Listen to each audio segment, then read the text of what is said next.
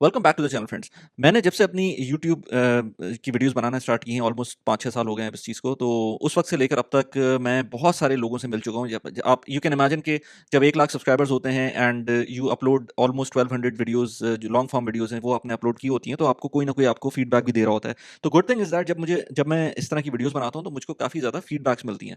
अब फीडबैक्स भी मिलती हैं और लोगों की परेशानियाँ भी नज़र आती हैं। अब जब लास्ट 1 वीक के अंदर हमने देखा है कि स्टॉक्स किस तरह से डाउन हुए हैं यूएस के, ऑलमोस्ट 4% आपने डाउन देखा है। अभी मैं पूरी डिटेल में ज़रा अपना पोर्टफोलियो भी दिखाता हूँ, जिसके अंदर हमें नज़र आएगा कि किस तरह से नीचे गया है लास्ट 1 वीक। उसमें बहुत सारे जो नए इन्वेस्टर्स होते हैं वो परेशान होते हैं, और इसी वजह से मैं कॉन्स्टेंटली ये बात रीइटरेट कर रहा होता हूँ कि देखिए, इन्वेस्टिंग बहुत आसान सी चीज़ है। इन्वेस्टिंग में कोई रॉकेट साइंस बिल्कुल भी नहीं है, बिल्कुल भी नहीं है, अगर आप सीधी लाइन में चलना चाहते हैं। बट अगर आप परेशान होंगे और आपका माइंडसेट इधर से उधर डाइवर्ट होगा, तो फिर प्रॉब्लम आना शुरू हो जाती है। और ये चीज़ मैं बार-बार कह चुका हूँ कि 2008 के अंदर जब मैंने पहली दफ़ा इन्वेस्टमेंट की थी, 6-8 महीने के अंदर ही मुझे समझ में आ गया था कि मेरे बस की बात नहीं है, क्योंकि 30% पोर्टफोलियो डाउन हो गया था। और मैंने कहा था कि ये तो बिल्कुल बेकार चीज़ है। वो ग्लोबल फाइनेंशियल क्राइसिस भी था और पाकिस्तान के अंदर मैंने इन्वेस्ट की थी, तो ऑफ कोर्स वहाँ पर स्टॉक मार्केट डाउन हुई थी। सब कुछ तबाह हो चुका था वहाँ पर, as per my vision at that time. तो वो मैंने छोड़ दिया था। फिर 2011-12 में मैंने दोबारा से इन्वेस्टमेंट स्टार्ट की, वो मैंने ट्रेडिंग स्टार्ट की, फिर मैंने छोड़ दिया। फिर मैंने अपॉर्च्युनिटी लॉस्ट की। लास्ट आई मीन 10 साल की मैंने अपॉर्च्युनिटी लॉस की, और फिर मैंने 2018 में आकर दोबारा से इन्वेस्टमेंट स्टार्ट की। इसलिए मुझे पता है कि इस तरह की जो प्रॉब्लम्स होती हैं उसके अंदर क्या माइंडसेट हो रहा होता है नए इन्वेस्टर का। तो इसीलिए मैं बार-बार इस तरह की वीडियोज़ बनाता हूँ। तो थोड़ा-सा कवर कर लेते हैं लास्ट 1 हफ्ते के अंदर क्या-क्या प्रॉब्लम्स हुई हैं जिसकी वजह से ये 4% जो इस वक्त आपको नज़र आ रहा है कि डाउन हुई भी है मार्केट। एक तो ये कि सबसे पहले जब सबसे बड़ा मसला आया था, वो यूएस की जो जॉब नंबर्स आए थे, वो एक्सट्रीमली दे वर गुड। और जो कभी-कभी अच्छी न्यूज़ जो है वो स्टॉक मार्केट के लिए बुरी न्यूज़ बन जाती है, क्योंकि अच्छी न्यूज़ थी कि स्टॉक यूएस के अंदर जॉब क्रिएट हुई हैं, डबल से ज़्यादा जॉब्स क्रिएट हुई हैं जो एक्सपेक्टेड था उस मंथ के अंदर, मई के मंथ के अंदर। वो स्टॉक मार्केट के लिए बुरी इसलिए हुई क्योंकि फिर लोगों को, इन्वेस्टर्स को लगने लगा कि यार, जब ये इतनी अच्छी जॉब नंबर्स आ गए हैं तो हो सकता है इंटरेस्ट, इकोनॉमी को अगर प्रॉब्लम नहीं होगी तो फेड जो है, जो इंटरेस्ट रेट्स को उसको नीचे लेके आना था, वो नीचे लेने के बजाय उसको ऊपर लेके जाएगा। क्योंकि जब आपको नज़र आता है कि इकोनॉमी अच्छी जा रही है, तो आपको ज़रूरत नहीं है फिर उसको स्टिमुलेटेड रखने की। तो आप उसके इंटरेस्ट रेट्स को बढ़ा सकते हैं ताकि थोड़ी सी ग्रोथ कम हो।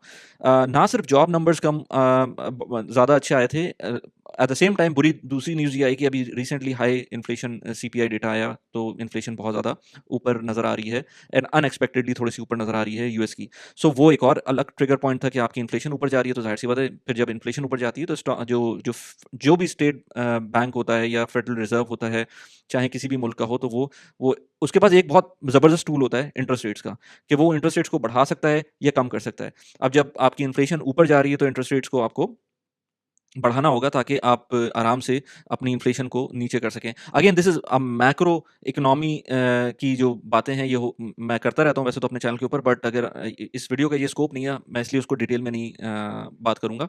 बट इन जो जो आपके ये जो नंबर्स हैं, इसकी वजह से आपकी जो स्टॉक मार्केट है वो इम्पैक्ट हो रही होती है। So first thing job numbers, दूसरी चीज़ इन्फ्लेशन का जो डेटा आया था। इसके अलावा कुछ लोग ये भी बात कर रहे हैं, although I am not believing in that, कि स्पेसएक्स का आईपीओ आने वाला है। इतनी ज़बरदस्त वैल्यूएशन है स्पेसएक्स की, तो हो सकता है लोग जो हैं वो अपने पैसे दूसरी जगहों से निकाल के स्पेसएक्स के अंदर डालना चाह रहे हों, और उस टाइम पर जब वो आएगा तो वो बूम करेगा।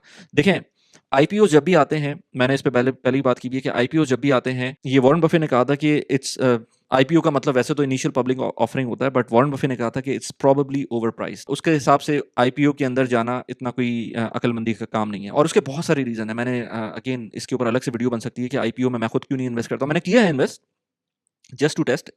मैंने बहुत सारी चीज़ें अपने यूट्यूब चैनल की वजह से टेस्टिंग के लिए भी की हैं। तो आईपीओज़ में मैंने खुद भी इन्वेस्ट किया, बट आई थिंक इतना कुछ आप वर्किंग करें, मेहनत करें, अप्लाई करें, और फिर उसके बाद अगर वो ओवर सब्सक्राइब्ड हो जाए तो आपको पूरा ना मिले, और अंडर सब्सक्राइब्ड हो जाए तो आपको नुकसान हो, तो उसका कोई फ़ायदा नहीं है। इवेंचुअली जब स्टॉक मार्केट में फ्लोट होना शुरू होता है कोई स्टॉक, तो बेहतर ये है कि उस टाइम से अगर आपको if you are really interested, तो वहाँ से आप उसमें इन्वेस्टमेंट स्टार्ट कर सकते हैं। इसकी बहुत सारी एग्जांपल्स हैं, जैसे सालिक की यूएई के अंदर आया था, तो उस टाइम पे बहुत हाइप थी आईपीओ के अंदर। आईपीओ में थोड़ी सी प्राइस ऊपर गई, बट जिन्होंने आईपीओ के फ़ौरन बाद उसको बेच दिया वो नुकसान में रहे, क्योंकि उसके बाद काफ़ी ज़्यादा ऊपर गया फ्लोट होने के बाद। इसी तरह से बहुत सारी ऐसी भी एग्ज़ाम्पल्स हैं जिसके अंदर जब आईपीओ आया उसके बाद वो प्राइस नीचे ही नीचे चली गई। ऑल्दो कि कंपनी बहुत अच्छी थी, कंपनी में कोई मसला नहीं था। So IPOs, I don't invest in IPOs, but there are many people who are saying that ये स्पेसएक्स का आईपीओ आ रहा है जिसकी वजह से बहुत सारे लोगों ने पुल ऑफ किया है गोल्ड के अंदर से, क्रिप्टो के अंदर से और भी बहुत सारी जगहों से पुल ऑफ करके वो स्पेसएक्स के आईपीओ में डालेंगे। और भी बहुत सारे एंथ्रोपिक और ओपन एआई और इस तरह की जो जितनी भी कंपनीज़ हैं उनके अंदर जो आईपीओज़ आ रहे हैं उसके अंदर पंप होंगे पैसे। I actually don't believe in these things a lot because मैं लॉन्ग टर्म इन्वेस्टर हूँ और मैं अपने जब पोर्टफोलियो को रिवील करूंगा, दिखाऊंगा आपको, तो उसमें आपको समझ में आएगा। सो सबसे इंपॉर्टेंट चीज़ जो कि लास्ट कुछ महीनों से हम देख ही रहे हैं कि जो ये जो वॉर चल रही है यूएस, इसराइल और ईरान की, इसमें जो ऑयल सिचुएशन है, स्ट्रेट ऑफ हॉर्मुज़ की ब्लॉकेज है, उसकी वजह से जो नेगेटिव इम्पैक्ट आ रहा है पॉजिटिवली प्राइसेस के ऊपर ऑयल की, वो एक मसला है। और उसकी वजह से ऑफ कोर्स आपकी जो जब ऑयल प्राइसेस ऊपर जाती हैं तो ग्लोबल इकोनॉमी पे इम्पैक्ट आता है, उसकी वजह से स्टॉक मार्केट नीचे जाती है। ऑल्दो कि स्टॉक मार्केट ने इनिशियल रेजिस्टेंस के बाद अब ऑयल प्राइसेस को थोड़ा सा उस तरह से सीरियस नहीं ले रही है stock market, but still there are impacts. जब भी कोई ना कोई नई न्यूज़ आती है उसके अंदर फिर स्टॉक मार्केट आपको शो करती है। मैं आपको सर्वा के पोर्टफोलियो की तरफ लेके जाऊंगा, और सर्वा के पोर्टफोलियो पे इसलिए लेके जाता हूँ कि यहाँ पर मैंने जितनी भी मेरे पास और भी बहुत सारे प्लेटफॉर्म्स हैं, बट सर्वा एक जो है ना कंप्लीट होलिस्टिक व्यू आपको दे देता है, जिसके अंदर आपके पास रोबो इन्वेस्टर प्लेटफॉर्म भी होता है, जिसके अंदर आपके पास इंडिविजुअल स्टॉक्स की इन्वेस्टमेंट भी होती है, जिसके अंदर आपके पास सेव प्लेटफॉर्म भी है उसके अंदर। But anyways I will go to Sarwa और उसके अंदर हम थोड़ी सी बात करते हैं। मैं अगर आपको सर्वा के मेन पोर्टफोलियो की तरफ लेके चलूँ तो ये अगर जो मेरा टोटल पोर्टफोलियो का साइज इस वक्त नज़र आ रहा है $75,379, ये आज से एक हफ्ते पहले तकरीबन आई थिंक 78,000 से ऊपर पहुंच गया था। आई थिंक कोई इसी तरह की वैल्यू थी। अगर मैं एक हफ्ते पहले जाऊं इसके अंदर तो यहाँ नज़र आएगा 77,800, 78,000 के करीब पहुंच गया था। ये डे के ऊपर मुझको ये नज़र आया था 78,000 के करीब। अभी ये 75,400 के करीब है, तो अच्छा खासा डिप है। ऑलमोस्ट लेट्स से $2,500 का डिप है, लेकिन उतना डिप नहीं है। अगर 4% निकालेंगे तो 4% के हिसाब से नहीं है, और वो इसलिए नहीं है क्योंकि मेरे पास डिफरेंट किस्म के स्टॉक्स हैं, डिफरेंट किस्म के ईटीएफ्स हैं। तो वो डिफरेंट तरीके से एक्ट कर रहे होते हैं। आपके पास डिफरेंट पोर्टफोलियो हो सकता है, सो उसके अंदर डिफरेंट सिनेरियो बन सकता है। तो इसके अंदर मेरे पास 2 पोर्टफोलियो हैं, सर्वा इन्वेस्ट, सर्वा save.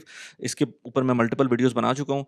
Let's not go into सर्वा इन्वेस्ट बिकॉज़ सर्वा इन्वेस्ट के ऊपर अगेन एज़ आई सेड कि मैं मल्टीपल टाइम्स बात कर चुका हूँ। अगर आपको देखनी है वीडियो तो लास्ट वीडियो जो मैंने डाली थी उसको आप जाके देख सकते हैं। सर्वा ट्रेड में डायरेक्ट जाते हैं, और प्लस है कि सर्वा की ऐप के लिए कि कुछ अपडेट्स आई हैं वो भी मैं आपको बताता हूँ। तो डेली रिटर्न आप जैसे देख रहे हैं ऑलमोस्ट 0.7% का डिक्लाइन है डेली रिटर्न के अंदर। और यहाँ पर आपको नज़र आएगा कि लेट्स से एक अच्छी चीज़ यहाँ पर अब जो हो गई है सर्वा की ऐप के अंदर, अगर मैं नीचे जाऊँ तो बल्कि मैंने यहाँ देखा था आई थिंक यस, यहाँ पर आपको नज़र आ रहा है मेरा वीकली पोर्टफोलियो -3.45% डाउन है। ऑल्दो कि ओवरऑल पोर्टफोलियो जो अगर आप S&P 500 देखेंगे तो वो 4% के करीब डाउन हो चुका है इस वक्त। सो यहाँ पर portfolio allocation bye asset type नज़र आ रही है। अगर आप बाय सेक्टर देखना चाहते हैं तो बाय सेक्टर भी देख सकते हैं। इसके अलावा अगर आप बाय कैप देखना चाहें तो बाय कैप भी देख सकते हैं, लार्ज कैप, मिड कैप वगैरह, और बाय होल्डिंग देखना चाहते हैं तो वो भी आप इस तरह से देख सकते हैं। बट मैं अगर उसको एसेट टाइप की तरफ से देखना चाहूँ तो उसमें आपको यहाँ नज़र आएगा कि मेरे पास 80% के करीब ईटीएफ्स हैं, 21% के करीब स्टॉक्स हैं, क्रिप्टो के तकरीबन कोई 0.4% है। और क्रिप्टो अगेन, क्रिप्टो में मैं बिल्कुल भी इन्वेस्ट नहीं करता, बट क्रिप्टो के अंदर मैं कहीं-कहीं किसी प्लेटफॉर्म को उसकी फीस को टेस्ट करने के लिए, उसको उसकी फंक्शनैलिटी को टेस्ट करने के लिए, उसके स्प्रेड्स को टेस्ट करने के लिए वो सारी चीज़ें मैं कर रहा होता हूँ।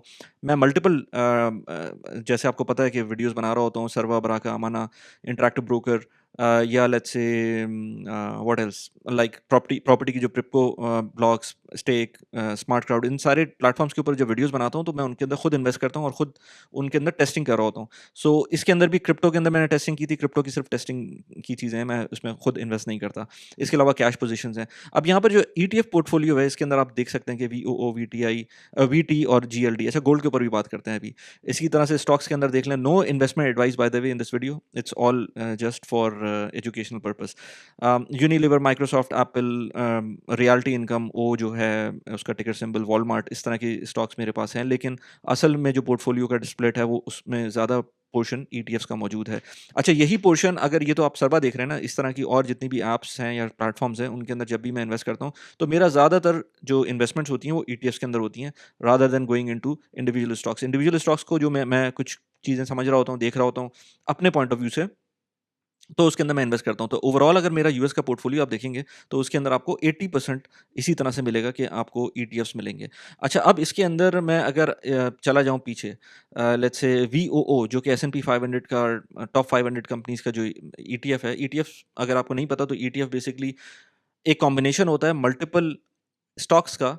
उससे फ़ायदा ये होता है कि आपको अगर किसी स्पेसिफिक सेक्टर के अंदर अपना एक्सपोज़र लेना है, तो आप उसकी जितनी भी कंपनीज़ हैं, उसके अंदर आप इन्वेस्ट कर सकते हैं डायरेक्टली। अब जैसे मुझे टॉप 500 कंपनीज़ का यूएस की अगर अपना एक्सपोज़र लेना है, तो मैं एस&पी 500 का ये एक ईटीएफ है इस तरह का, जो कि वीओओ के नाम से है, उसके अंदर इन्वेस्ट कर सकता हूँ। अगर आपको लेट्स से पूरी दुनिया के स्टॉक्स में इन्वेस्ट करना है, टॉप 3000 4000 कंपनीज़ के अंदर, तो उसका एक ईटीएफ है वीटी के नाम से, उसके अंदर आप इन्वेस्ट कर सकते हैं। इसी तरह से वीटीआई है, जो कि top not only top, it's actually all the US listed companies VTI के नाम से वो ईटीएफ है। टॉप टॉप अगेन टॉप कह रहा हूँ मैं, जितनी भी टोटल कंपनीज हैं यूएस की, उसके अंदर आप इन्वेस्ट कर सकते हैं। ये वैनगार्ड का ईटीएफ है। इसके अलावा और बहुत सारे डिफरेंट जो कंपनीज हैं, फंड्स हैं, उनके ईटीएफ्स होते हैं, but I am using this Vanguard as an example. So यहाँ आप इसकी एग्जाम्पल देख सकते हैं। तो आज इसका 1% डाउन हुआ है। एक वीक के अंदर देखेंगे तो ऑलमोस्ट 3.6% डाउन है। 1 मंथ के अंदर अगर देखेंगे तो 1 मंथ के ऊपर भी है, अच्छा 1.33% डाउन है। एक इंपॉर्टेंट एडवाइस मेरी तरफ से जो भी नए इन्वेस्टर होते हैं, मैं हमेशा बोलता हूँ कि भाई अपना बहुत छोटा पोर्शन अपने स्टॉक्स के अंदर इन्वेस्ट करें, वरना मेरी तरह से जब आप मैंने 2008 में इन्वेस्ट किया, 2011 में इन्वेस्ट किया, आप अगर इस तरह करेंगे कि बहुत बड़ी अमाउंट डाल देंगे, ऑल्दो कि जब भी देखेंगे बड़ी अमाउंट से ज़्यादा फ़ायदा होता है इन्वेस्ट करने से over the long period of time, but आपकी जो कन्विक्शन बनती है कि आपको स्टॉक मार्केट में इन्वेस्टेड रहना है, वो छोटी amount slowly and gradually every month आप डालते हैं, तो उससे फ़ायदा होता है मेंटली। 1 मंथ के अंदर अगर आप देखें तो -1.24% का डिक्लाइन है। लेकिन अगर 3 मंथ्स के ऊपर देखें तो 7.7% का प्रॉफिट भी है। तो इतना डाउन होने के बावजूद 7% का इसमें फ़ायदा है। और अगर आपने किसी टाइम पर जिस जिस तरह ये जो वॉर का एग्जैक्ट टाइम था, ख़तरनाक वाला टाइम था, उसमें अगर आपने इन्वेस्ट किया होता, अगर मैं दोबारा से 3 मंथ्स के ऊपर चला जाऊँ, तो यहाँ पर अगर 600 के करीब 597 के करीब वीओओ चला गया था, उससे लेकर अब तक देखें तो 700 के करीब जा चुका था। ये उसकी वैल्यू ऑलमोस्ट 700 पे पहुंच गई थी। तो इमेजिन करें कि इतना ज़्यादा आपको फ़ायदा हो चुका होता। बट एनीवेज, ये मैं इसलिए नहीं कह रहा, ये सिर्फ आपको बताने के लिए कह रहा हूँ कि 1 मंथ का अगर नुकसान 1% का हो भी गया है, तो इतनी बड़ी बात नहीं है। 3 मंथ्स के ऊपर आपको ऑलमोस्ट 7.7% का फ़ायदा भी हुआ है। 1 ईयर के ऊपर देखें तो 22% का फ़ायदा हुआ है। ये एक टाइम पर 1 ईयर का जो फ़ायदा है ना, ये अगर इसकी टाइमिंग थोड़ा सेट हो जाए, यानी कि अगर आप वो जो लिबरेशन डे वाला सीन था ना ट्रम्प का, उस टाइम पे चले जाएँ, तो 35-40% का आपको प्रॉफिट भी नज़र आएगा। 2 ईयर्स पे चले जाएँ तो 34% का आपको नज़र आ रहा है प्रॉफिट। 5 ईयर्स पे चले जाएँ तो इसमें 75% का प्रॉफिट नज़र आ रहा है। सो इसमें अप्स एंड डाउन्स आ रहे होते हैं। Stock market is not a linear game इसमें, लेकिन लॉन्ग टर्म के ऊपर आप जब जाएँगे, तो उसके अंदर आपको ज़्यादातर देखा गया है कि over the long period of time, let's say 5, 6, 7, 10 years, उसमें आपको फ़ायदा हो रहा होता है।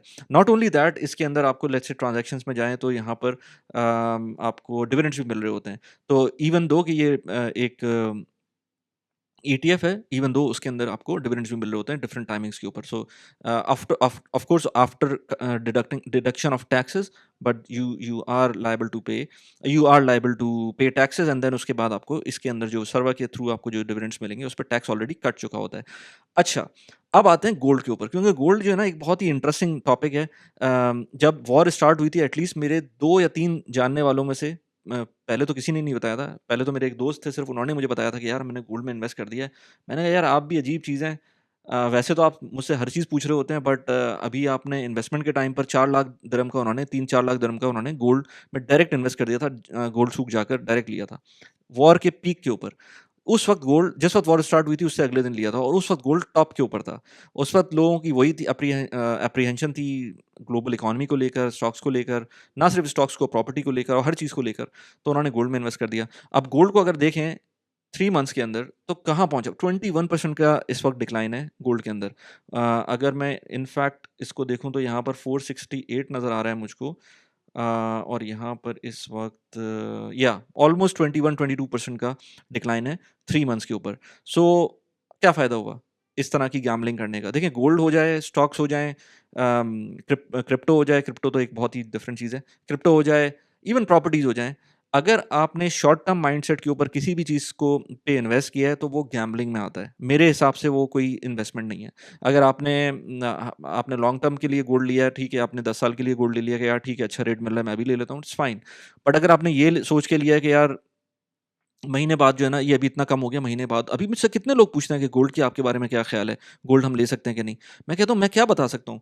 दुनिया में कोई नहीं बता सकता, कोई भी नहीं बता सकता कि कल, परसों, 1 महीने बाद, 2 महीने बाद, 3 महीने बाद गोल्ड का रेट क्या होगा? कोई वो जो चार्ट्स के ऊपर देख के कुछ ना कुछ एनालिसिस करके थोड़ा बहुत तो बता सकते हैं, लेकिन उसका भी कोई इसके अंदर ये नहीं है, ट्रम्प का कब दिल चाहे वो कुछ भी बोल दे जाकर, तो वो उसका इम्पैक्ट आता है। यूएस का प्रेसिडेंट है, वो कुछ भी कहेगा तो उसका इम्पैक्ट आएगा। वो कभी भी कुछ भी कह सकता है। सो इसलिए मेरे ख्याल से गोल्ड को एज़ सच कोई ऐसा हेज नहीं है कि वो हमेशा ऊपर ही जाता रहेगा। इसमें हमने पहले भी देखा है कि कितनी दफ़ा गोल्ड जो है वो उसने अपना बुल रन नहीं लिया उस तरह का, और पूरे 10-10 साल जो है ना वो एक लेवल के ऊपर आए। लोगों ने अपने घर के पैसे गोल्ड में रखे हुए हैं कि घर खरीदने हैं या डाउन पेमेंट है तो उसको गोल्ड में रख लेते हैं। It's insanity. मतलब आपको अपनी जब इस तरह की कोई चीज़ करनी होती है ना, परचेजिंग करनी होती है, बड़ा घर लेना होता है, लेट्स से कोई कोई मेजर एक्सपेंस करना होता है, बच्चों की एजुकेशन होती है, उसको गोल्ड में रख सकते हैं, बट ओवर द उसको डाइवर्स करके रख सकते हैं। मैं अगर मुझसे कोई पूछेगा अगर अगले 3 साल में कोई खर्चा करना है तो हम क्या गोल्ड में रख दें पैसे? मैं कहूँगा कभी भी नहीं। आप अपने उसके अंदर चाहे वो शरिया कंप्लाइंट हो, चाहे वो कन्वेंशनल बैंक हो, उसके अंदर थोड़े से प्रॉफिट के ऊपर रख सकते हैं, थोड़ा सा प्रॉफिट, ताकि आपको इन्फ्लेशन एडजस्ट करके कुछ ना कुछ रिटर्न मिले। इनफैक्ट आज ही मैं न्यूज़ पढ़ रहा था, इंडिया ने एग्जैक्टली सेम कॉन्सेप्ट जो कि रोशन डिजिटल अकाउंट पाकिस्तान का है, उस कॉन्सेप्ट के ऊपर 7% रिटर्न दे रहा है। तो कोई इंडियन ऑडियंस है तो अपनी गवर्नमेंट से जाकर देखें, उनका सर्कुलर मैंने आज ही देखा था, लिमिटेड टाइम के लिए वो 7% का टैक्स फ्री रिटर्न आपको दे रहे हैं। तो इसी तरह से पाकिस्तान में रोशन डिजिटल अकाउंट है, इसी तरह से यूएई के अंदर भी लेट्स से मशरक नियो है, जिसके अंदर आपको ऑलमोस्ट 5.25% का रिटर्न मिल रहा है। वियो बैंक के अंदर अगर सैलरी ट्रांसफर करते हैं तो 6% का है, ऐसी कुछ है, 5-6 के दरमियान आपको रिटर्न मिल रहा होता है। So there are options. So जो शॉर्ट टर्म के लिए यानी कि 3 to 4 ईयर्स के लिए पैसे रखने होते हैं, वो मैं हमेशा वो मैं स्टॉक मार्केट में नहीं डाल रहा होता। मेरे अपने मसले हैं, वो मैं नहीं डाल रहा होता। लोग डाल रहे होते हैं, 3 साल के पैसे, 2 साल के पैसे स्टॉक मार्केट में डाल रहे होते हैं। आई डोंट इन्वेस्ट। इसी तरह से मैं प्रॉपर्टी में भी नहीं डालता जो कि मुझे शॉर्ट टर्म के पैसे हों। गोल्ड में भी नहीं डालता मैं। गोल्ड में अभी आपको कम से कम 3-4 साल का एक अगर आपको इन्फ्लेशन से बचना है अपने आप को, तो थोड़ा बहुत डाल सकते हैं। लेकिन अभी देख लिया ना आपने, 22% डाउन हुआ है 3 मंथ्स के ऊपर। ये तो दुबई की प्रॉपर्टी अगर किसी ने ली होती ना ऑल टाइम हाई के ऊपर, तो वो भी फ़ायदे में होता compared to anyone who has purchased gold. तो ये तो आप समझ सकते हैं ना कि कोई भी एसेट क्लास किसी तरह से भी एक्ट कर सकता है। दुबई की प्रॉपर्टी इस वक़्त भी एट मैक्स आपको 10 से 15% के डिस्काउंट पे मिल रही है। गोल्ड इस वक़्त आपको 22-23% के डिस्काउंट के ऊपर मिल रहा है compare to the all time high. So it depends on your asset and it depends on how you are taking your riskier decisions. खैर, तो ये गोल्ड आप ले सकते हैं, अगर आप चाहें तो सर्वा के थ्रू गोल्ड ले सकते हैं। It's a very good product.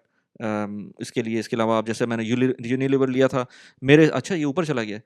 ये अगर मैं देखूँ इसके अंदर यूनिलीवर मैंने लिया था, अगेन नो इन्वेस्टमेंट एडवाइस, ये मैं खुद अपने लिए बहुत सारी चीज़ें कर रहा होता हूँ। सो 1 मंथ पहले ये जिस लेवल के ऊपर था 2.24% ऊपर, इसीलिए मेरा जो जो मेरा पोर्टफोलियो है वो स्टॉक मार्केट के हिसाब से नीचे नहीं गिरा, क्योंकि इसके अंदर कुछ इस तरह की चीज़ें भी थी जिसके अंदर वो मुझको बचा रही थी। 3 मंथ्स के ऊपर देखें तो ये 11% के ऊपर फिर भी गया हुआ है, लेकिन मैंने बाद में जब ये नीचे चला गया था तो उसके बाद कुछ बाइंग की थी। अच्छा, इस तरह की कंपनी जो होती हैं यूनिलीवर टाइप की, इसके अंदर आपको डिविडेंड्स भी मिल रहे होते हैं। So you can see the dividend here, जो अप्रैल 10th को मिला था, $32 का डिविडेंड मिला था। ऑफ कोर्स उसके बाद मैंने थोड़ी सी और बाइंग की, तो उसके बाद मुझे मेरा डिविडेंड थोड़ा और इंक्रीज हो जाएगा, और इस तरह की कंपनीज डिविडेंड बढ़ा भी रही होती हैं। सो यूनिलीवर हो गया, माइक्रोसॉफ्ट हो गया, ऑफ कोर्स ये अच्छा खासा ऊपर चला गया था, फिर दोबारा नीचे आ गया है। Anyways, these are just my fun stuff जो भी स्टॉक के अंदर मैं इन्वेस्ट करता हूँ। असल में मेरी जो सीरियस इन्वेस्टमेंट है, जो कि लॉन्ग टर्म है, वो VOO और VT, इस तरह के जो ETFs होते हैं, और फिर इंटरेक्टिव ब्रोकर के अंदर और फर्दर जो VWRA काइंड ऑफ ETFs, उसके अंदर इन्वेस्टमेंट होती है, क्योंकि वो टैक्स ऑप्टिमाइज्ड होते हैं। तो कुछ इन्वेस्टमेंट मेरे पास हर किस्म के प्लेटफॉर्म के ऊपर है, so that I can test them, और I can have all kind of experiences जो कि मैं फिर अपनी कंटेंट के अंदर बना रहा होता हूँ। So this is my portfolio about सर्वा। एज़ आई मेंशन्ड कि ये ऑलमोस्ट कोई 4% डाउन है, 3.5% डाउन है पोर्टफोलियो, और इसमें डिफरेंट किस्म की एसेट क्लासेस हैं। आप सर्वा के थ्रू गोल्ड में भी इन्वेस्ट कर सकते हैं। इवन आप रीट्स के अंदर इन्वेस्ट करना चाहें तो रीट्स में भी कर सकते हैं, जैसे मैंने रियल्टी इनकम के अंदर किया हुआ है। इसी तरह से अगर आप VTI, VO, VT, इस तरह के जो ETFs हैं उनके अंदर इन्वेस्ट करना चाहते हैं, उनमें उनमें भी इन्वेस्ट कर सकते हैं। There are so many options that you can invest in through Sarwa. अगर आपको यूज़ करना है रेफरल कोड, तो मेरा रेफरल लिंक आपको नीचे मिल जाएगा, जिसमें अराउंड 3000 दिरहम्स का रेफरल बोनस मिल सकता है, क्योंकि उसमें टर्म्स एंड कंडीशंस है। तो आप देख लीजिएगा कि किस टियर में आप इन्वेस्ट कर रहे हैं, तो अप टू 3000 दिरहम्स का रेफरल बोनस मिल सकता है। इसी तरह से अमाना, इंटरैक्टिव ब्रोकर, बराका, इन सारे प्लेटफॉर्म्स के रेफरल लिंक भी नीचे दिए हुए हैं। और अगर स्टेक में इन्वेस्ट करना है, वो भी आपको दुबई की प्रॉपर्टीज़ में डायरेक्टली ऑप्शन देता है। Up to 2000 dirhams from the value of 2000 dirhams वहाँ पर इन्वेस्ट कर सकते हैं। अपने जितने भी इन्वेस्टमेंट ऑप्शंस हैं उनको डाइवर्सिफाइड रखें। होता क्या है कि जब आपका एक इन्वेस्टमेंट ऑप्शन नीचे जाता है, अब जैसे आज का लास्ट वीक 4% नीचे गया है स्टॉक मार्केट, दुबई की प्रॉपर्टीज़ या कोई भी प्रॉपर्टी होगी वो बिल्कुल नीचे नहीं जाएगी, क्योंकि वो इतने शॉर्ट टर्म के ऊपर कभी भी इस तरह का वॉलेटिलिटी शो नहीं करती है। सो आपके पास थोड़ा सा इस तरह की प्रॉपर्टीज़ भी, इस तरह की एसेट क्लास भी होना चाहिए जिसके अंदर कम वॉलेटिलिटी हो। कहीं कहीं आपके पास ऐसा भी होना चाहिए जहाँ पर ज़्यादा वॉलेटिलिटी हो, जहाँ पर आप जब चाहें उसमें ऐड करना चाहें पैसे तो ऐड कर सकते हैं। प्रॉपर्टीज़ के अंदर जो हार्ड प्रॉपर्टीज़ होती हैं, फिज़िकल प्रॉपर्टीज़ होती हैं, उसके अंदर पैसे ऐड करना बहुत मुश्किल होते हैं, क्योंकि एक दफ़ा प्रॉपर्टी ले ली, उसके बाद अगली प्रॉपर्टी के लिए आपको पैसे जमा करने होते हैं। बट प्लेटफ़ॉर्म्स लाइक स्टेक, उसके अंदर आपके पास ऑप्शन होता है कि अगर आप चाहते हैं कि फ्रॉम 2000 दिरहम्स आप इन्वेस्ट करना चाहते हैं, तो वहाँ पर भी इन्वेस्ट कर सकते हैं। मैं personal finance, productivity, real estate, इस तरह के टॉपिक्स के ऊपर वीडियोज़ बनाता हूँ। लास्ट हमने एक वीडियो बनाई थी, पॉडकास्ट की थी अब्दुर्रहमान नजम के साथ। बहुत अच्छे उनके कोर्सेज़ भी होते हैं, उनकी एडवाइजरी सर्विस भी है। अगर आप पाकिस्तान से हैं तो आप पाकिस्तान स्टॉक्स के एडवाइजरी सर्विस उनको अवेल कर सकते हैं। Again link is in the description of this video. यहाँ पर उस पॉडकास्ट का लिंक लगा दिया जो अब्दुर्रहमान नजम के साथ की थी। इसके अलावा जो लास्ट हमने पॉडकास्ट की थी एक स्टेक के रिप्रेजेंटेटिव के साथ, बुरहान के साथ, बहुत अच्छे आदमी हैं वो, मेरी काफ़ी उनसे बात है, उनसे काफ़ी क्लैरिटी ली थी, तो यहाँ पर उस पॉडकास्ट का लिंक लगा दिया है। Happy investing and don't worry. Thank you very much.